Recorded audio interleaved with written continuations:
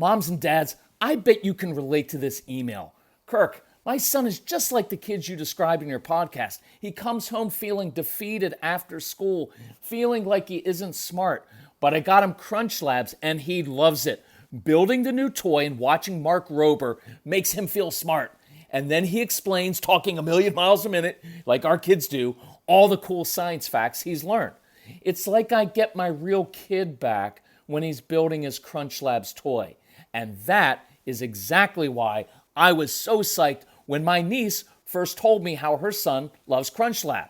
Confession, this is the one sponsor I wanted more than any other because it's such a perfect fit for our kids. So go to crunchlabs.com/calm and you'll see why.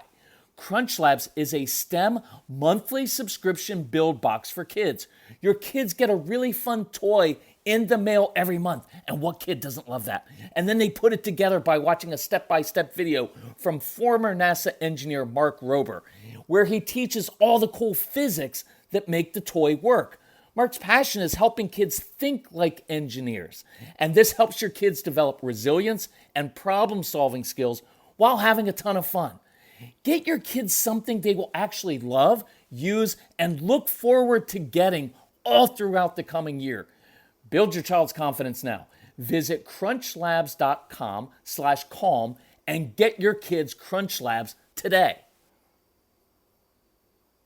When you bring your child home for the first time, you want a baby monitor you can trust. When you choose Stork, you choose technology trusted to monitor 10 million babies in hospitals every year. Stork continuously tracks your baby's pulse rate, oxygen saturation, and temperature. Visit MassimoStork.com to learn more. Stork, a revolutionary baby monitor, is born.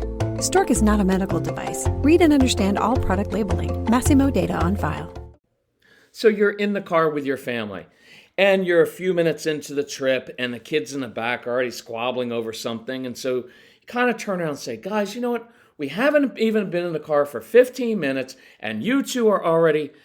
And out of the corner of your eye, you see your one son, the strong-willed one, leaning over and looking up at the clock in the car, and you know what's happening. He wants to see if it's been 15 minutes and to point out that you're actually wrong. That, Mom, it's actually been 17 minutes. And I know you find that frustrating, right? Because this is a child who's like that cop, attorney, and judge all wrapped into one. He has to prove that he's right. And you think that he just wants to argue with you and that he's just being difficult on purpose. Look, if you think your child's just being difficult on purpose, and yes, they can be, and sometimes they push your buttons. Why? Because you have so many buttons to push. And that's more of your issue because you keep reacting all the time. But look, if you think that your child is just setting out to do these things, you're going to react to them in a negative way, and you're going to make it worse. It's not going to make it better, right? You're going to make it worse. And there's this divide that comes between you and your strong-willed child, and they start to think, not sure that my mom or my dad really like me. And they will feel very misunderstood. And so I want to show you, this is really cool to me. I love this process that I'm going to go through. And even if it's not a child who wants to prove everything, anything that your child is doing that irritates you, you can use this process. So that's what we're going to talk about on today's episode of the Calm Parenting Podcast. So welcome. This is Kirk Martin. I'm founder of Celebrate Calm. You can find us at celebratecalm.com. If you need help, reach out to our son, Casey. He's an expert arguer, right? He is very good at it, but he won't argue with you, only with us, right? Like your kids are awesome for other people. So it's Casey, C-A-S-E-Y, at celebratecalm.com. Tell us about your family, what you're struggling with. We will reply back personally and usually very quickly and try to give you some tips, some tools, some strategies. If you need help with any of our products, we can help you out within your budget.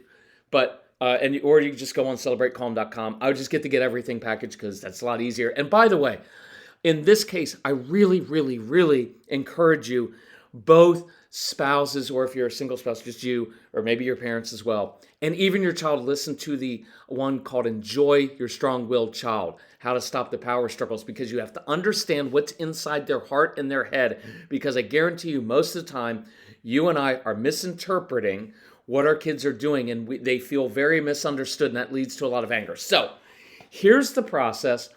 that I went through with this really nice couple, kind of a 3-step. I wanted to be like almost like a 3-week process. So I was like, Mom, for the next week, here's what I want you to do.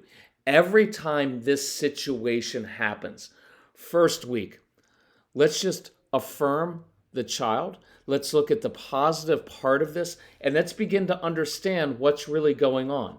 So instead of arguing, why do you always have to be so particular about things? Why can't you just realize that I just meant 15 minutes?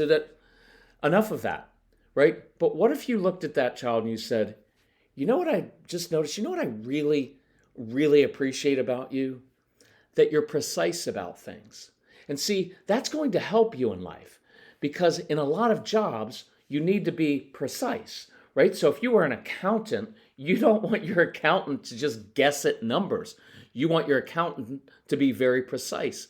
You, a doctor, a surgeon, of course you want him to be, or her to be, very precise. A dentist, right? A carpenter, someone building your house. You don't want them guessing at how long certain things are. You want some precision there, right?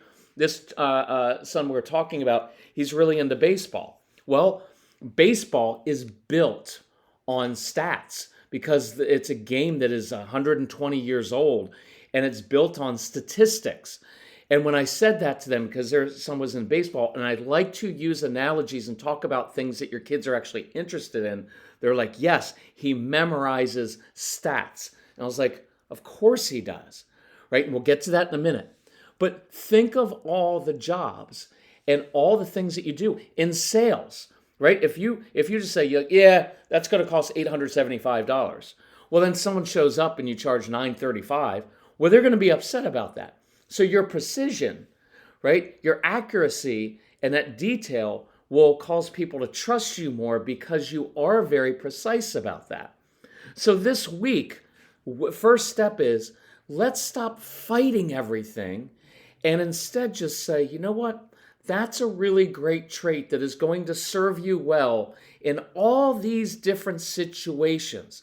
Because all we think about now is how much it bugs me or how it's going to hurt him or her in, say, relationships, right? Because we know that proving your point to other people, especially if it's a spouse, right? That was one of the issues I had, was I always wanted to prove my point. Well, apparently, wives don't appreciate that, nor should they. It's jerky, right? And one of our phrases we taught those 1,500 kids that came into our home, because they were all like this, was, relationships are more important than being right. But 9 or 10-year-old kid's not going to be like, you know what? Good wisdom there, Mom and Dad. Gotcha. Relationships more important than being right, because they're driven by certain things. So step number 1, let's notice and affirm whatever trait that you're struggling with. You know what? I like that about you. Here's how I can see you using that to your advantage in life. Just do that for a week. Then the next step. Now look, it doesn't have to be a week. It could be 3 days. It could be 2 weeks. Next step is be curious. And let's open up a discussion, not saying like, why do you do that all the time? Oh, great, I'm glad you asked. No, that's not what they're going to say, because it puts them on the defensive. Because why do you do that is, it really irritates me. No one likes that. I'm not sure why you would do that, so explain yourself. Well, that's not leading to a lot of good conversation. I'm curious, though, of like, hey, I've noticed that, I'll say 15 minutes and you'll say, no, it's actually 17 minutes. So I've noticed you like to be very precise. You like things like that. I'm curious, what does that do for you, right? How does that feel? How does that make you feel when I say 15 minutes, but that's not actually exactly accurate? What does that make you feel like? Does it make you feel like something's not complete? Right? Like it's just not fully true, that's not accurate, and you like that order of knowing, like, no, I like being precise because that makes me feel like things are right in the world, like there's some control over things. It makes me feel at peace to know that, and I like the precision. Ask the question and find out and say, okay, I get that. That makes sense to me. Because look, if I spend a day with you or you spend a day with me, we could pick out each other's irritating qualities all day long. And if all we did is say, you know, it's really irritating, why do you do that? We wouldn't like each other by noon. But if we looked at each other and we're like, how's that serving you? How is that serving you? Because everything we do serves us in some way. Maybe it protects us. Maybe it provides a sense of order. Maybe it provides a sense of stimulation for the brain, which many of our kids need. So then the third step is the one that I really ultimately want to get to, because then we begin to problem solve. And when I was doing this phone consultation, there are just really cool moments. And I said, okay, here's an analogy. I want you, one of the parents, to own up to one of your irritating traits. So what popped in my head is, look, between the two of you, one of you has to be a planner, right? Like when you're going away on trips, you start packing like 3 weeks early. And they both laughed because they were both kind of planners. But the husband, oh yeah, he's got everything planned out. So I said, in the course of a natural conversation, at dinner sometime, while you're driving, just say something like this. Guys, you know what?